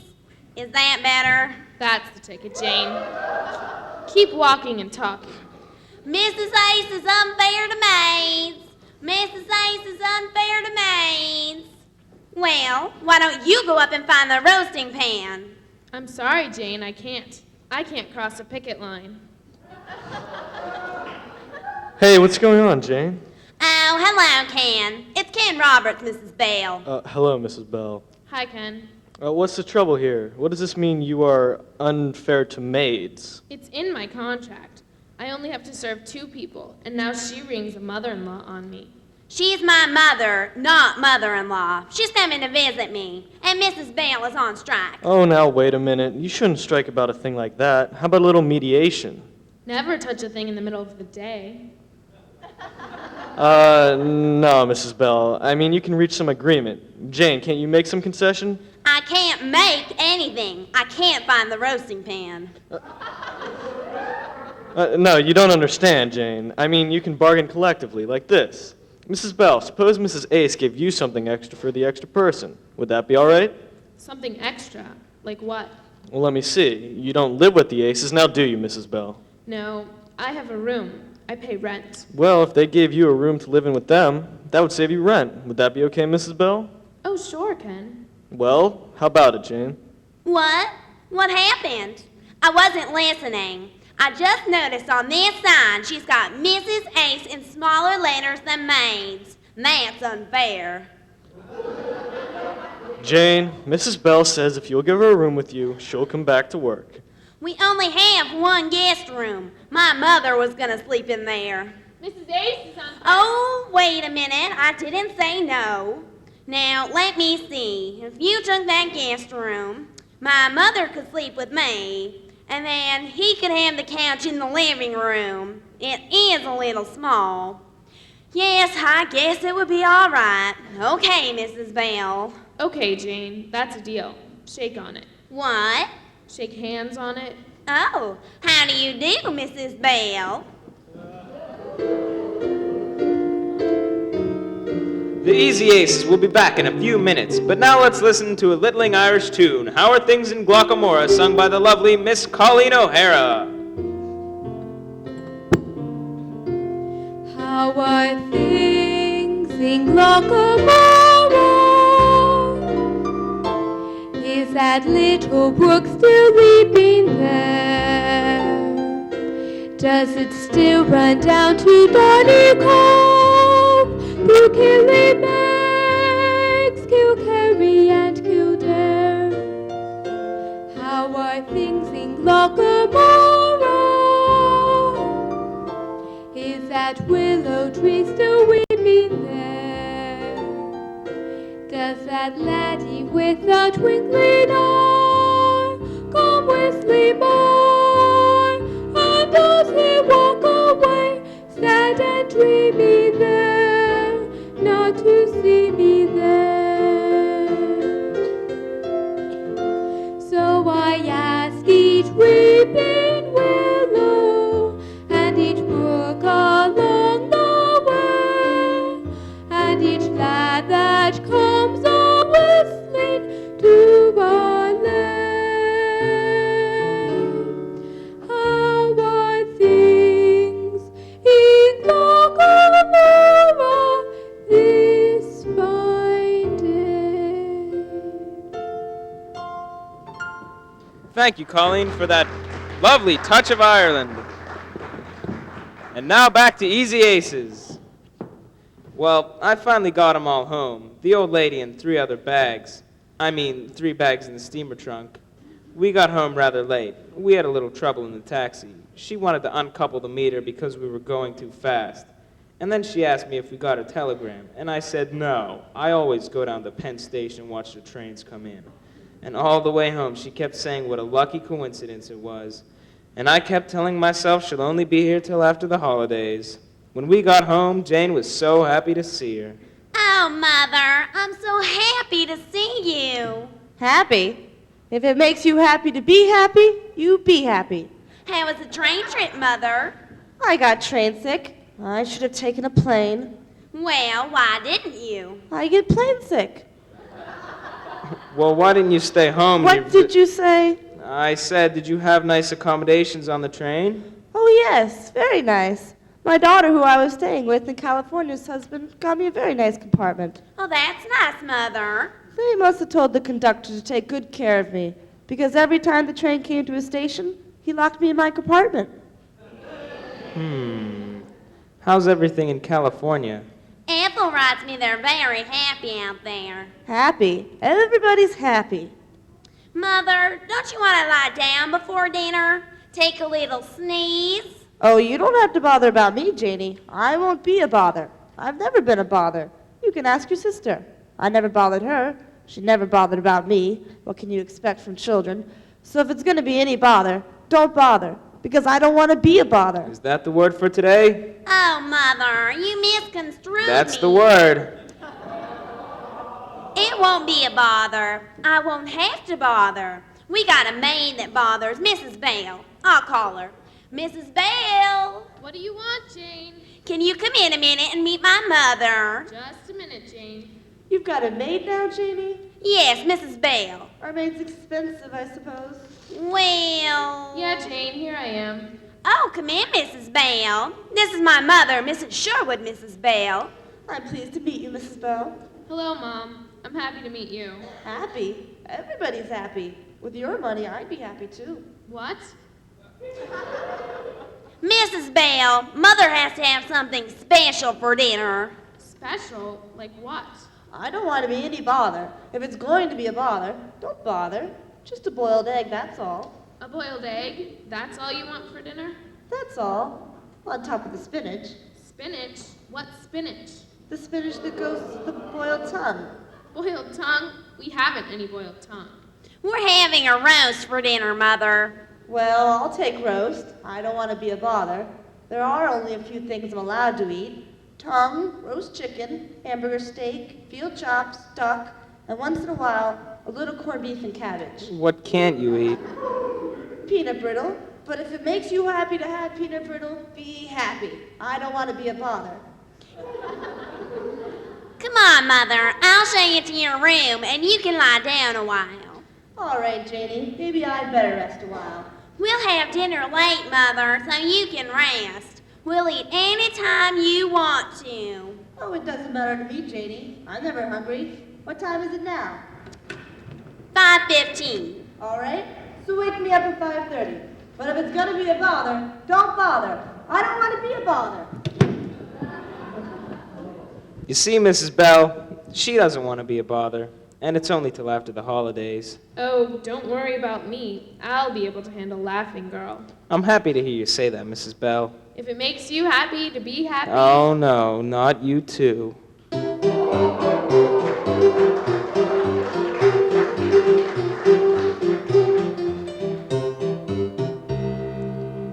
Well, I want to tell you something. It did my heart good to see that sweet little old lady pack away that dinner. Because if she packs it away like that 3 times a day, she'll never last till after the holidays. I still didn't know about this arrangement Jane had made for Mrs. Bell to live with us.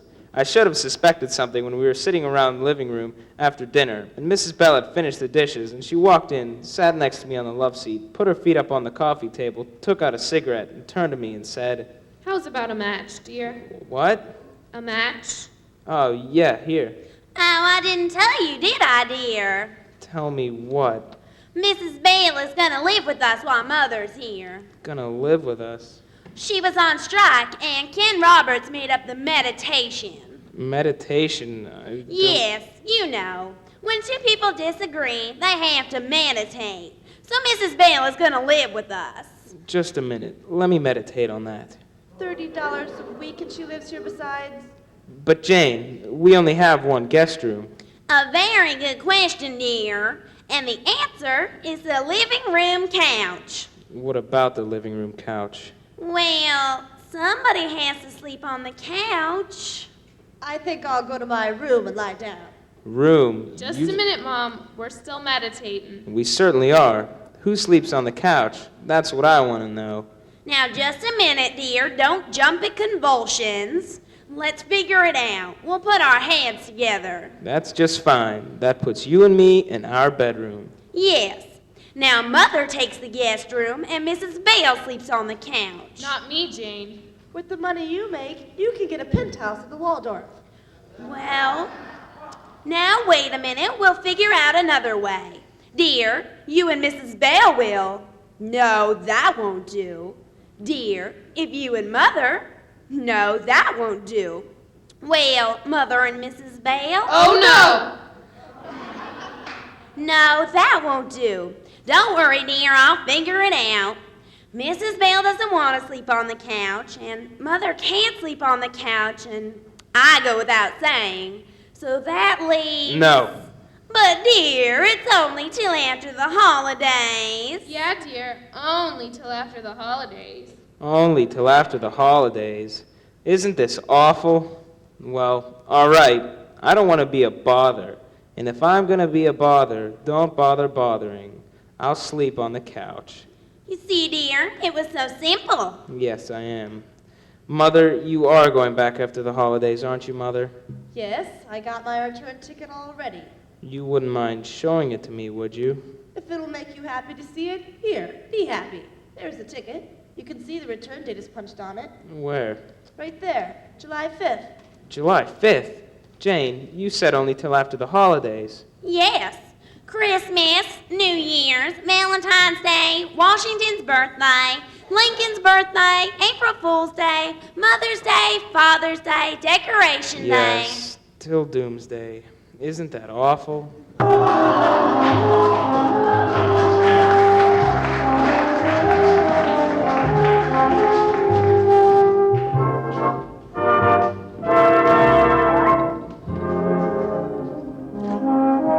Welcome back to Station WUSC. Stay tuned here for the best in local and network programming. Well, it's always fun to visit with the Easy Aces and share in their zany adventures. And speaking of zany, it's time to go to the studios in Hollywood, California for the weekly broadcast of the Radio Comedy Hour starring Burns and Allen, Fanny Bryce as Baby Stokes, and that funny man, Fred Allen.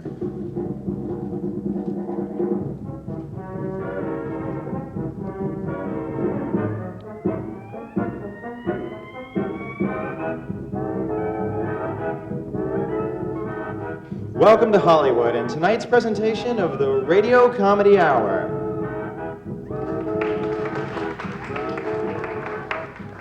Guys, want to meet girls? And you girls, want to meet guys? Then listen to this. You wonder where the other went when you brush your teeth with Pepsodent, Pepsodent, Pepsodent. And now here's George Burns and Gracie Allen.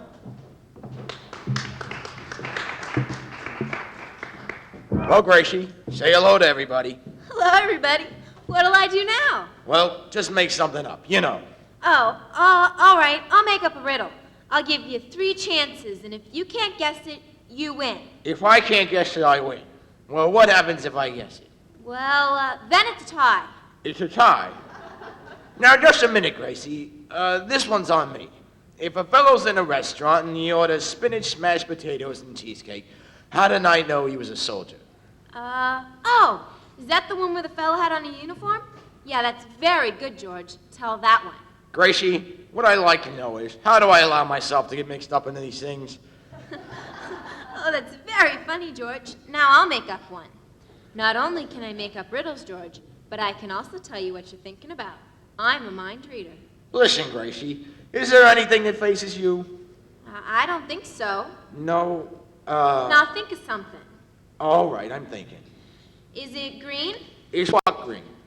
Does it hang from the ceiling and whistle? Does what hang from the ceiling and whistle? Does it run along the floor and sing? Listen. Does it climb up sofas and do the split? Just a minute, I thought you said you could read my mind. Well, George, how can I read your mind if you keep on asking me all those silly questions? I'm asking you. Listen, let's talk about something else. Well, Gracie, I'm sorry to hear about your missing brother. Oh, that's too bad, George, because my brother's missing too. The only difference between you and me is that I have the power of mind over matter, and you have no mind, and it doesn't seem to matter. I'll bet you tell that to all the girls. Oh, never mind. I still like to know, how is your brother? My brother? Oh, well, I think they ought to open up all the prisons. It would help prosperity. Wait a minute. That's the wrong answer. No, that's the right answer, but you asked the wrong question. Say goodnight, Gracie. Good night, Gracie.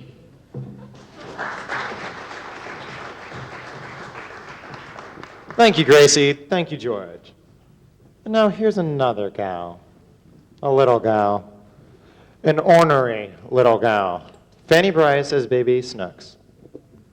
Snooks? Look at the mess in this parlor. The vase is broken, ink on the carpet, the window is smashed. Did you do this? No. Don't look down at your feet, Snooks. Look at my face when you answer me. Who made this mess? Nursey done it, Daddy. Why, Snooks, you know Nursey is off today. Yeah, but she came back and done it. I seen her, Daddy. You did, huh? Well, why is your dress covered with ink? She spilled ink on me too, Daddy. Snooks, you know that Nursey went out of town this morning to visit her sick sister. She couldn't possibly have come back. I forgot. She done it yesterday. Yesterday, the room was in perfect shape. Now, Snooks, tell me the truth. How did this mess happen? Why did you break that vase? I had to do it, Daddy. You had to? Why? On account of the 3 rattlesnakes. What 3 rattlesnakes?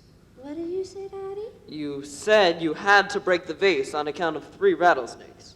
Yeah, Daddy. They came into the parlor and I killed them. Snooks, you know you're not telling the truth. Well, maybe it was only 2 rattlesnakes. Now listen, Snooks, I've had enough of this. I want you to tell me the truth. You understand? The truth. The truth. What did you say, Daddy? If you tell me the truth, I won't punish you. Now promise me you won't fib anymore. All right, Daddy. Now what happened? I took out the ink bottle to write a letter. And a big lion jumped in through the window and scared me. A lion jumped through the window and scared you. Yeah, that's how the window got broke. Even if a lion did jump through the window, why did the pieces of glass fall on the outside? Well, the lion jumped in backwards. Go on. So I ran into the other corner, and there was 4 lions. And they all jumped on me, Daddy. And then what happened? I got killed. Honest, Snooks, I don't know what to do with you. Will you ever tell the truth? I'll tell you the truth, Daddy. Do you promise? Cross my heart. All right. Now, how could you tell me such stories about lions? You know, you've never even seen a lion. I did so, Daddy. Where did you see a lion? Mrs. Smith has one next door, and that's the one that come in. Mrs. Smith has a lion? You know very well that's nothing but a little yellow dog. Now I want you to kneel down and pray for forgiveness for telling so many fibs. All right. That's it. Pray to the Lord to make you an honest child. All right, I'm finished, Daddy. Did you pray? Uh-huh. And the Lord said, I forgive you, Miss Snooks. First time I looked at that little yellow dog, I thought he was a lion, too.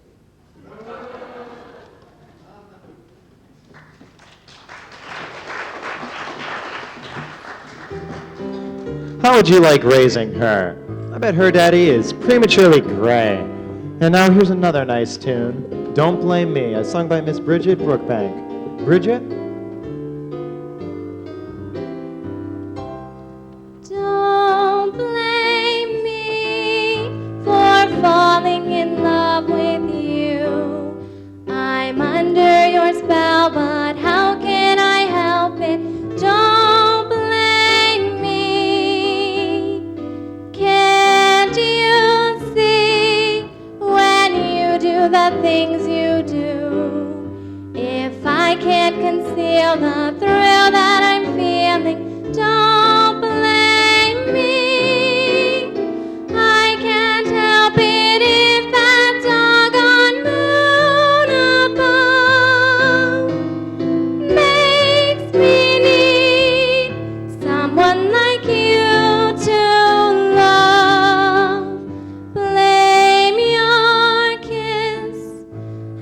sweet as a kiss can be, and blame all the charms that melt in my arms, but don't blame me.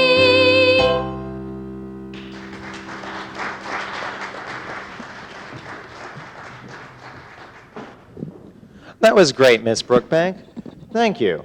And now, Mr. Allen, what was that? Mr. Allen. Someone calling? Well, sir, as I live and walk around all bent over, not knowing whether I've got lumbago or whether my suspenders are pulled up too tight. If it isn't Portland. I've brought you a present. Oh, for little old wrinkled me? Yes, these 2 packages are for you. Well, thanks. What's in them? This one has the last 10 pages of Gone with the Wind. The last 10 pages? Yes, and this one has the last 20 pages of Anthony Adverse. The last 20? Yes, last week you said you'd like some bookends, so I tore the ends out of 2 books. That's nice, Portland. Tell me, how's your mother these days? Mama's farsighted. She has to stand in the middle of the street to see what's in the windows. Why doesn't she just get a telescope and shop out the attic window? Well, it's all right. She only wanted some tweezers, and I bought them. Tweezers, eh? Are you saving the price of an Easter rabbit plucking your own hairs? No, Smarty. Papa sat down on a rose bush yesterday, and some of the thorns are missing. It'll take more than tweezers to get anything out of Papa. I wish you'd quit picking on him. Somebody's got to pick on him if you expect to get some of those thorns back. Papa has the worst luck, hasn't he? He can't even go by a chiropodist office without putting his foot into it, can he? Oh, well, he expects to make a lot of money this summer. How, using 3 different names on relief? No.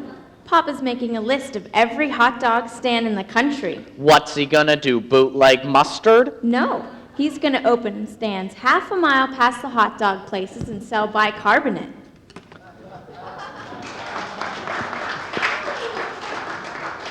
Let's take a walk down Allen's Alley and see what we can find out tonight.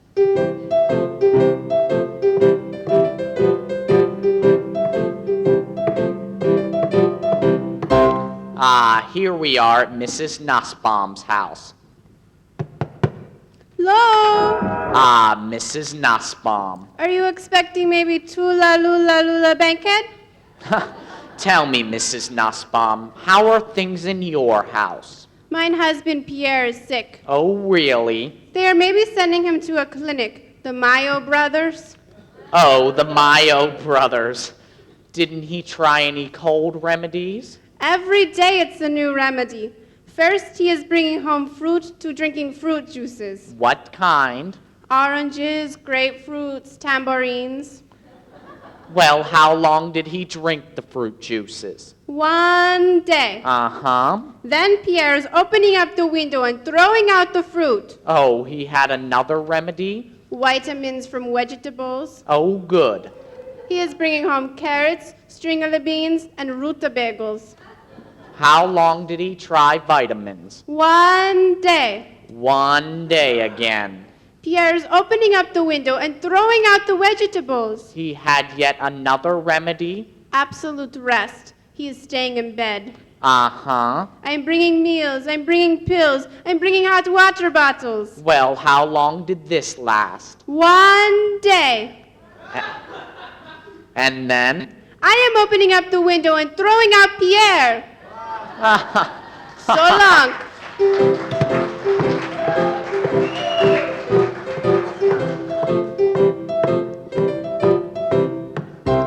Let's see what Titus Moody has to say. Good evening, Mr. Moody. Howdy, bub. Tell me, Mr. Moody, what's on your mind tonight? Farms don't need men no more. Machines does all the work. Machinery, eh? But all a man could do with his hands on a farm today is scratch himself. Do you use machinery? I bought a big machine. 'Twas called the Jumbo Hired Man. It did all the work? It had 4 iron hands on it for milking cows. I see. It had a suction thing for picking eggs up out of nests. Uh-huh. It had 2 big arms for thrashing wheat. Yes. On the side it had 2 big clippers for clipping sheep. How is the jumboed hired man working out? First day I turned it on, everything went wrong. The milking hands? The 4 hands started picking up eggs and putting them into the cows. No kidding. The suction thing started trying to milk the chickens. Gosh. The 2 big thrashing arms started beating the cookies out of me. Jeepers. The 2 big sheep clippers clipped off my wife's hair. Your wife was completely bald? She left town with an eagle. Are you still using this jumboed hired man? Nah, I threw out the cow, the chickens, and the whole contraption. I see. I bought an adding machine. What can you raise on your farm with an adding machine? Rabbits. So long, bub.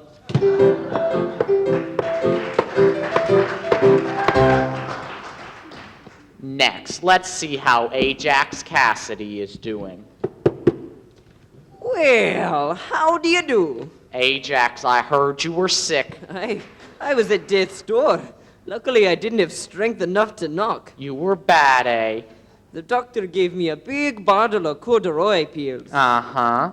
After every meal, the doctor said to swallow 1 pill and drink a small glass of whiskey. Swallow 1 pill and drink a small glass of whiskey.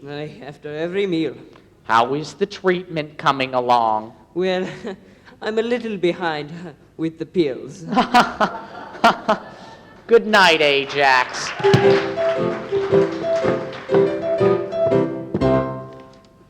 The senator's home. I think I'll knock and see what happens. Somebody, I say somebody knocked. Yes, I Claghorn's the name, Senator Claghorn, that is. I know, you're from the I South. won't go into a room unless it's got southern exposure. Well, the only train I ride is the Chattanooga Choo-Choo. Just a minute. The sun shines bright in my old Kentucky Now, home. wait a minute. I'm singing my old Kentucky home, son. I know. Son, bend down and kiss my Jefferson Davis button.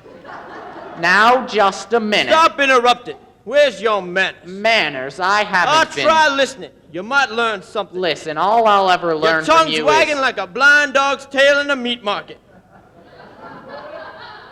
You're winded, eh? Just sucking in some air, son. Well, leave a little. I'm breathing too, you know. Tell me, Senator, what is Washington doing about cold prevention? The Senate, I say the Senate reconvened just in time. Yeah? And I was glad to see Senator Aiken back. That's Get it? so? Aiken back. That's a joke, son. I know it's a joke. It was a Swanee side splitter. I wouldn't it was say a a side Shreveport split. sleeker. Listen, you don't know what it is. I keep tossing them and you just sidestep them. Now look, now wait a Now minute. you're a regular sad sack. Sack, that is. Now you wait a minute. Tell me, cool off now just a second. Do you have any favorite cure for a cold? I caught a cold last week. Yeah? Like to ruin my filibuster. Ruin your filibuster, eh? What did you do? I took an old southern remedy, son. I drank down 2 buckets of hot mint julep. You drank 2 buckets of hot mint juleps and you still held the floor? Held the floor? Son, I couldn't get up off it. So long. So long.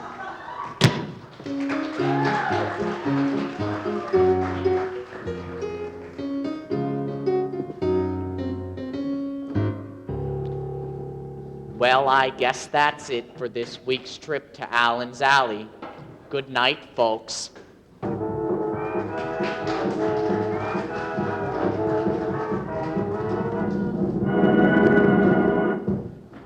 Good night, folks. Tune in again next week for the Radio Comedy Hour, brought to you by Pepsodent Toothpaste.